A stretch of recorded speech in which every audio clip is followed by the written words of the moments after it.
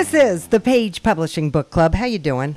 I'm Alice Stockton Rossini. Move over, CSI. Meet John Bowden. 30 years as a British police detective, 22 years as a private detective in Florida, Texas, the British Virgin Islands. John's retired and living in Hilton Head now, where he finally found the time to share his adventures cracking some crazy cases in his book, Island Justice. Being a British police detective who went on loan to the Caymans for 2 years, ended up staying 6.5 years. Is Christopher Watson you? Yes, it's a sort of fictionalized life story. It's about me being in Britain, applying for the post in Cayman because the job I was doing at the time in the police I hated. And then after that, there's 27 chapters in all. All of them revolve around certain bigger cases with lots of smaller ones thrown in along the way, because there was lots of good humour as well working in the Cayman Islands, as I'm sure you can appreciate. There was murders, there was robberies, frauds, money laundering, abduction, worldwide bank closure. One that I really got a lot of satisfaction from was a young girl who was abducted at 2 years of age in Canada. Her parents were divorcing, or I'm not sure if they were divorced or were divorcing at the time. The man had supervised relationships with the daughter, but he took her out one day for 2 hours, and the mother never saw her again for another 9 years. A private investigator came to Cayman after about 8 years. The mother had spent a lot of money, the FBI, the RCMP, the Canadian Mounted Police, the Toronto Police had all been involved in the search for her and come up with nothing. But an investigator came to Cayman, and he got a suspicion that the man, the girl's father, was being given money by his mother, who lived in Florida, who was pretty wealthy. And he mentioned the bank to me because they thought the mother was sending him money. Well, I knew the bank. I knew they had a relationship with the American bank. I knew the bank in Cayman. So I went down to see them, and cut a long story short, I got an address in Santiago, Chile, and I spoke to the Chilean police, and about 2 or 3 weeks later, the mother went to the Canadian embassy in Santiago, Chile, met with the RCMP guy there, and brought her daughter back. He'd taken her down there, and then he'd put her in an orphanage. He didn't want anything to do with her. He just wanted to deprive the mother of having the child. But because of the call I made, well, the visit I made to the bank in the Caymans and that little snippet of information, there she was, within a matter of weeks after I got that information, back with the mother. That's horrible. And the thing about it was, Alice, she sent me a Christmas card that Christmas, thanking me for everything I'd done, putting an end to her hell. She kept in touch with me for a number of years, and when I was writing this book, I actually corresponded with her. She's now married with her own child. She's quite successful in the fashion world in Toronto. So, I mean, you can imagine the feeling that gives you as a detective, all the crap you sometimes have to put up with. It was most gratifying to see it end like that. So that's one of the chapters. Wow, that's a good one. That's a good one. And with 45 other years where I've been an investigator, both in the public and the private sector, I've got a lot more. People keep telling me to write another book, but I can't get around to it yet. Do you do author talks? I bet you'd be a great... I've done quite a few, 2 or 3 down here. Each time, you never know how many people to expect. The first one, I had 80-odd people turn up. The next one, I had 90-odd people turn up. And the lady who arranged it says we normally get about 10 or 12 people. But there's a lot of humour in the book as well, things that happen that wouldn't happen in your world in the States or my world back in the UK. But in the Caymans, you have to expect the unexpected sometimes. Like what?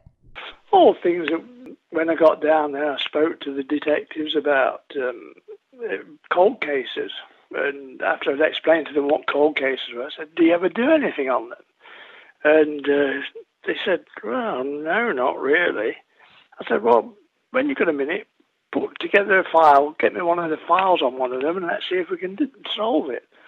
And it was a case of a robbery at Burger King, where two people went in armed with a firearm and demanded money and took the money. And I said to the detective, this is a good one. What have you done on it? He said, well, we got an artist's impression made. I said, really? This is good. He says, yeah. He said, we got an artist's impression made. And we put it in the newspaper, and it was on the cover of the newspaper. I went to Cayman in 87. This had happened in 84. I said, well, what happened? He said, well, nobody called up about it. I said, well, bring me the case file. So a couple of days later, he wandered into my office, and he left it with me, and I read through it, and they'd done most of the things they should. But then I got to a picture of the front page of the Cayman Compass. And one of the guys was 6 foot. One was described as about 5'4". But they'd got brown paper bags over their heads with 2 holes cut for their eyes. And this is on the front page of the paper asking for help. I said, well, did you get any answers? He says, well, no. I said, well, what did you expect with the bags over the heads? He said, well, it's an artist's impression, sir. I said, well, I don't think I'd have put that out. Anyway, it's things like that, and things that you don't expect happen. Quite a few of which you mentioned in the book, and bring some humour to it. And well, I wrote the book actually when the pandemic started, because I got basically nothing to do and all day to do it in, and my wife kept on at me about writing a book, and a number of people had told me before, you should write a book. So that was my pandemic effort. Well, there you go. Well, I'm glad you did, because you're a great storyteller. Well, there was a lot of fun, And I mean, the islands and the people are so nice, such nice people. So laid back. The sun's going to come up tomorrow. Why do we need to worry, sort of? Right? Well, we should all be more like that. Thanks so much, John. Craig Georgioff was a special agent for the federal government. He was stationed in the northern part of Michigan for most of his 36-year career. His book, Hidden Within, 9 Riveting Stories, is a series of short stories about some of his most, riveting cases. No, they're all basically based upon, 8 of them are based upon events that actually happened. For example, Liar, Liar is actually a composite of things that happened in the courtroom in cases I worked. Everything in Liar, Liar happened, but they didn't happen in one case. Liar, Liar is about a special agent sitting at the prosecution table who goes through the entire trial, and it talks about how these guys were convicted for doing a big fraud involving a grain company. And it talks about the intricacies of the jury selection, and then how the defense counsel tries to turn things around. And the case basically hinges, at the very end, it hinges upon a document that's produced that's actually a false document. And a guy named Al Leiter, who is a real agent, a real Interpol agent, I used him to document the ink on that document, and he's able to date the ink on one portion of the document, which placed the pen used to make that document newer than the document itself. So the document we knew was false. And that basically turned the jury against the defendant, and they all went to jail. So it's interesting, though, in everything that happened in the story about the judge's idiosyncrasies and what happened during the trial. Things like they accused me of trying to play up to some of the female jurors, and I was a total falsehood. And the judge took me back into chambers one time and said to me that he didn't like the way the defense counsel was acting. And those all happened in Liar, Liar. And so it's an interesting story from the beginning of end of a trial. And so everything in there is true. And another story, like there's a story in there called Respect, which is actually a story. It's a true story. It's a story about a pimp in Saginaw, Michigan, who was murdered, and the subsequent investigation, which involved myself and a state trooper, and what happened during that investigation. And it's people who in mid-Michigan back in the late 70s, early 80s would recognize that murder. but it's the facts are changed a little bit to make sure that no one is really exposed who is the real. I mean, so someone reading that story would know the real murder was this rich pimp in Saginaw. Let me give you another example. The story involving a coincidence is based upon the death of a DNR officer up here in mid-Michigan, and it brings into play 3 other murders in Michigan that occurred. The murder of the Robinson family, which I rename in that story the Wilkersons, and then the murder of Jimmy Hoffa and the murder of 2 brothers bodies were never found. And one of those brothers was actually my cousin. And that case was solved in Michigan, and it was all solved in a very rural area where the 2 brothers who did the murders would feed the reason there was no body evidence or DNA evidence. They actually cut the bodies up and fed them to pigs. I didn't think pigs would eat human remains. Pigs will eat anything. In fact, pigs will leave no evidence whatsoever. The bone, the hair, the teeth are all ground up in there, and there's no remaining evidence. God, that's awful. That's a true story. And the Ojan boy was my cousin, and actually they weren't 2 brothers. They're my cousin and his friend. And then I blend in there the story about the Robinson family, which were all murdered over in Goodhart, Michigan. And I just renamed that Wilkerson, and I put a little twist on that. The one survived, and then I bring in the Hoffa story because no one really knows about where Hoffa was buried, but I blend that into the story. So, do you have any idea where Hoffa's buried? Nobody knows. I mean, there are so many opinions out there that no one really knows. Okay, I mean, the guy who did the shooting probably does, but they're probably long gone. I mean, they say he's buried under the goalpost at Stadium in New York, or Giants Stadium, which is here in New Jersey, which they've looked for it. He's not there. And they dug up a farm over in I think it was in Waterford, Michigan. They dug up a farmyard, and they went to a house, looked for DNA in Detroit where he was supposedly shot. But I don't think no one ever knows. Supposedly there's a book out there. Some assassin said he did the killing, but a lot of people are trying to take credit for it or some idea, some kind of knowledge about it, but no one really knows. The reason I wrote that book was because I got tired of getting on airplanes and going out to fly somewhere and picking up a novel to read, by Follett or Lee Childs or somebody, and not finishing it. So I said, wouldn't it be nice to have a book that's interesting enough to keep you interested during a flight? And these stories would probably do the thing, keep you interested, and you could finish one on the way out, finish one on the way back, and take it home and read the rest at night. I got tired of picking up novels and not finishing them on an airplane. Exactly, Craig, and that's why you need to keep writing. Thank you. Born and raised in South Carolina, Dodie Spurgeon thinks it's time people realize how rich we are in America and show compassion for those struggling around the world. Her book, Sound of Hope, War, Struggle, Peace, has been a long time coming, and she hopes it's worth the wait. I used to make notes all the time, forever. And one day I just thought, well, let me just put something together and just see how it comes out. I was born and raised in, of course, South Carolina, Greenville, South Carolina. And I talked about my parents who were uneducated, but they had good common sense. And they wanted better lives for us than they had themselves. And they often talked about their struggles. They just believed in family and working together and supporting each other.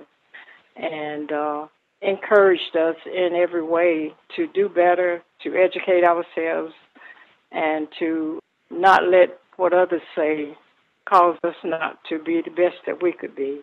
But my family, we never traveled. We didn't have much money, and I never thought that I would ever have an opportunity to travel. I dreamed and wondered what the rest of the world was like, but I had no idea that I would ever see the other side of the world. And lo and behold, my husband worked in upper management and industry, and we became expatriates. And we were able to travel to Nigeria, China, Canada, and France, and other parts of the world. So we were able to see many places and how people live, and it was just awesome. because when you travel and working, you're able to see how Native people actually live versus going visiting countries. You see what the government there wants you to see. But if you actually if you live among the people, then you're able to see how they actually live. And I can tell you, in these third world countries, it is really, really sad, and so much poverty and how people live. It is unbelievable.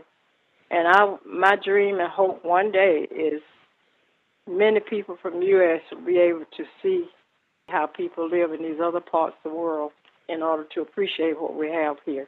The struggles other people have just to get something to eat every day is a big challenge.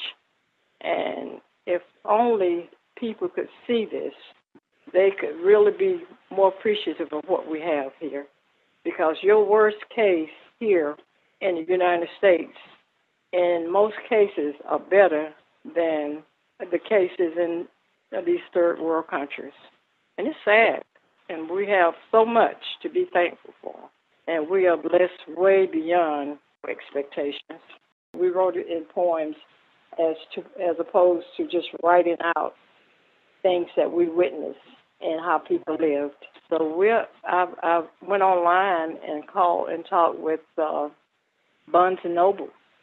I've talked to over 200 Barnes and Noble stores in the Southeast, and they all agreed to put it in their stores. I think I had about 10 that said they were going to a different system, and they weren't able to do it. But for the most part, it was almost 200 agreed to put it in. It just shows you if you really reach out to all of these stores that they are more willing. A lot of times people aren't.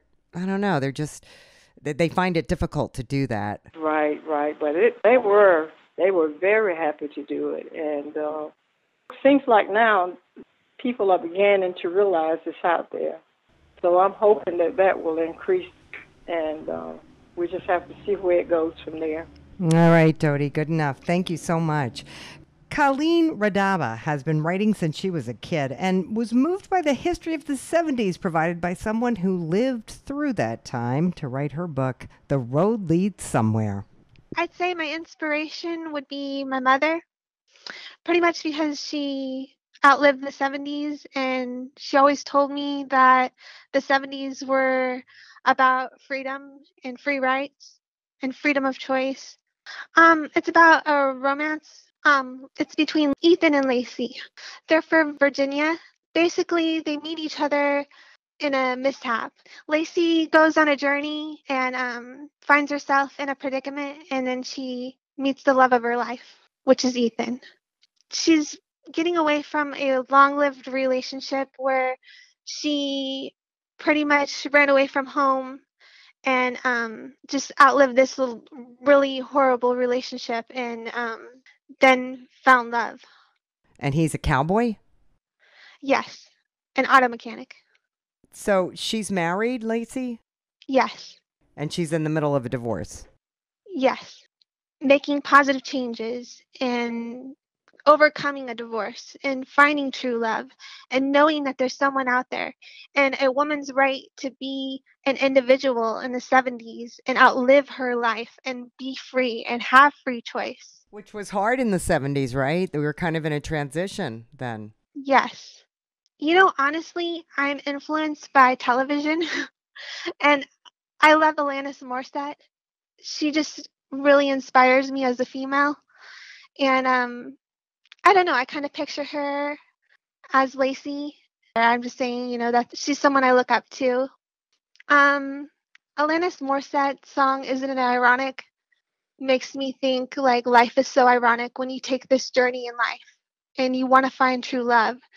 The Road Leads Somewhere is like a book that will have you captivated in the feeling of the 70s and what it was like to find true love. I'm telling people on YouTube. I just started a YouTube. You can find my YouTube under Colleen Radaba, or you can find my Facebook, Colleen Radaba. I'm trying to promote my book as much as possible. So far, so good. What are you doing on YouTube? YouTube, I just express myself as someone who's writing this diary about myself and like this is who I am and this is who I am on YouTube and I'd like to meet all of you as an author. I just talk. Yeah, do people respond to you? Sometimes, sometimes not, but I'm going to keep writing. I love writing. I have books written that are unpublished, but I always tell myself, believe in yourself always and your dreams shall follow. And I live by that. I live by that quote. Okay. Well, thank you so much. I believe you. Thank you. The road leads somewhere. The road leads somewhere. Thanks, Colleen. So, speaking of romance, Ashley Combs started writing short stories when she was about 13. And before she knew it, her imagination took her to the outer limits. And now she's published her first book, Crossed Passion, Forbidden Love, a love story that is out of this world. The story is about romance between a woman named Nadia Cohen and an alien from Mars called Marius Hayden. They are an unusual couple. They meet up and they start to fall in love for each other. And there's a bunch of things that's going on in the story. Like it's possible that Nadia is sure that she's suffering from false memory syndrome because she's starting to think in her adulthood that she may have also been abducted when she was a little girl, but not sure if it's real or not because she was abandoned when she was a little girl. Kind of find out the aliens that did abduct her chose her for a particular reason. Because turns out that she was one of the chosen one. So when she gets older into an adult, she falls in love with the man from Mars that people are against her being in a relationship with. And she's over here trying to hide her relationship from the outside world because of her being human and Marius being an alien from a different planet. It's an unlikely pair. How do they meet? Well, one of these days, when the book first starts, it's Nadia. She is in her room and she sees a spaceship come down and she's, freaking out. And then 2, 3 weeks later pass, she goes to like a diner and she meets this young man there. He's 24 and she meets him at a diner. And then Maria starts speaking about very odd things. And before long, Nadia is very suspicious of Marius. And before long, is real suspicious of him and goes to her best friend, Juanice Kennedy, about her suspicions about him. But of course, Juanice don't take her serious and think, well, it's too soon. And then Juanice, in time, have her share of doubts about Marius too, because she witnesses something one night at the lake of him being in his alien form. And then she goes back to Nadia and tell him that she was right and all this stuff. And it's crazy. Wow. Okay. But somehow they manage to continue seeing each other and they fall in love. Yeah, it is horror mystery. But then when Marius is back, because Marius has these abilities to make you think that he goes to different leagues. But when Nadia still finds out that he's still here, this is later on in the book, she gets to start to talk to him and get to know more about him. And then that's whenever she starts to fall in love with him and he starts to fall in love with her, but he denied his emotion for her at first because with him being from Mars, his people look down on caring about human beings, having, emotions for human beings like that. So they met like the third time and she decides she's going to try to get to know him and talk to him. And that's when she starts to develop emotions for him. The way that the story is going to go into another series. But it's metaphor. It's metaphor for people in the real world that's in a relationship with people. It might be of a different nationality or different religion, or just sometimes when people get into relationships with people, they have different perspective of things in life, and sometimes their family might not approve it. It's a metaphor for that. And I'm pretty sure many people can relate to people not approving of their relationship for whatever reason. All right, Ashley, nice job. Van Gies has waited a lifetime to tell the true story about the murder of his grandfather in Tennessee, just as he was being groomed to become the next king of Alton Park. Well, this book is basically a murder mystery that's been in my family for a long, long time. And I promised my mother, Mary Jo Moten, that I'd write the book. I just decided that it was time to do it. I turned 62 and decided it's time for me to pursue my writing career. The King of Alton Park is basically a novelette that's full of action, suspense, romance, mystery, and history. It's based on a true story, and it's the story of my grandfather. He was actually being groomed to be the king of Alton Park when he was murdered during my mother's childhood. And she ran into the killer one day when she was about 18, and he indicated that he didn't believe that, he made it clear that it was more to the murder than just a self-defense claim that he made when the cops let him go after he killed her father years before that. So we always suspected there was something behind the murder, and the King of Alden Park kind of gives it one hell of a spin. It sort of takes the story and makes it into a real murder mystery. So when you say the King of Alton Park, what does that mean? Okay. My great-grandfather, Mr. Tom Morton, was actually the King of Alton Park. He had a numbers business, a restaurant, loan shark and gambling. He did all kinds of things during segregation, because there was not a lot of jobs and opportunities for blacks, and numbers, bootlegging, things like that were some of the only opportunities blacks had to make a living. And at this time in his life, Mr. Tom Morton was actually the King of Alton Park, Highland Park. He ran South Chattanooga. And his son, Deputy Morton, was being groomed to be the King of Alton Park when he was killed. Deputy Morton owned 5 pool halls. He was across town in Chattanooga shooting pool. No gun, no Morton boys, guys that would call his bodyguard. None of those guys were with him. And we never could figure out why he was over there shooting pool. He owned 5 pool halls. Didn't make a lot of sense. You know what I'm saying? But all this was done back in segregation, back when blacks didn't have a whole lot. So my character, Shane Butler, is a World War I veteran, and he is hired to look into the murder. And this takes the story, in a whole other direction and makes a real mystery out of it. It's a pretty good read. The King of Alton Park is the first book of a 4-book series. You have 3 other books being published right now: The Golden Eye Goddess of Eastdale, The Lost Baby Doll in Cameron Hills, and The Ghosts of Ringo Road. All featured in Chattanooga, and all the books are basically Shane Butler is the main character. He's the detective in the story, and he basically is the narrator. He takes you through the story and gives you, his opinion and views on a lot of things that are going on in the story and in the Chattanooga underworld. And he sort of gives you a tour of all that. It sounds like so much fun, man. It does. I got a Facebook blitz going right now, and I've got the other 3 books about to be published, and so they'll be out soon. I hadn't had a lot of time yet, but I'm hoping, I'm just starting my retirement, so I'm hoping now next year I can get out here and really pursue this thing. I really am. All right, Van. That's the spirit. And that's a wrap for this edition of the Page Publishing Book Club. Thank you to all of our authors. And download the podcast at 710WOR.com. I'll catch you next time. I'm Alice Stockton Rossini.